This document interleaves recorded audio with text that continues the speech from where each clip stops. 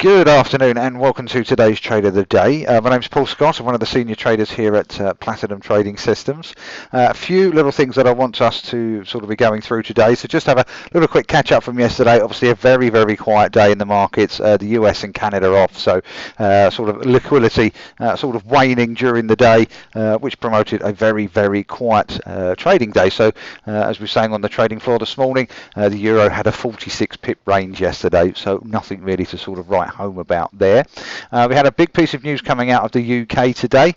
That was the CPI, so the Consumer Price Index was forecast at 0%, actually came in a little bit worse than that. We'll see that on the chart in a moment. So let's have a quick look at that here. So we can see the pound this morning just losing value pretty quickly over the course of the morning. CPI figure came out here and the market just dropped and dropped and dropped and dropped. So we had from sort of peak value today, sort of down to round about the bottom.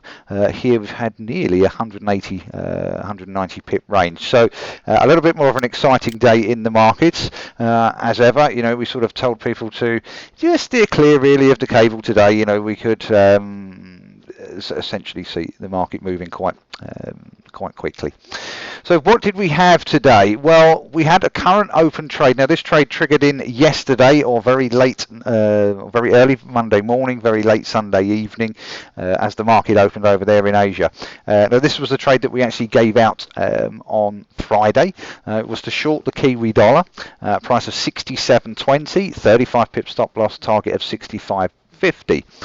We had the opportunity again very early doors overnight to actually move that trade to 50 pips positive. The market retraced slightly and then fell again this afternoon, so we actually moved that trade to 50 pips positive. We've unwound half of the position. We've got half the position left open. Stops are at break even. So let's have a look at that Kiwi trade here. So this line here representing where we opened the trade up here at 67.20. As you can see, the trade was open here very early doors, sort of Monday morning. We got triggered in. The market has then sort of fallen overnight, retraced again and then fallen again, so that gave us the opportunity to get those stops to break even, also to unwind 50% of the position. So correct trade management coming into play. So we did have a total there of another drop of around about another 15 pips there, so the possibility of sort of 65 pips in our favour. Now we are going to leave this trade to run with the balance. We do have stops at break even, as I've said, so we would like to see this one sort of retracing back down to here. Now there was another piece of information that we'd posted on the trading floor today. This is for those of you with sort of eagle eyes.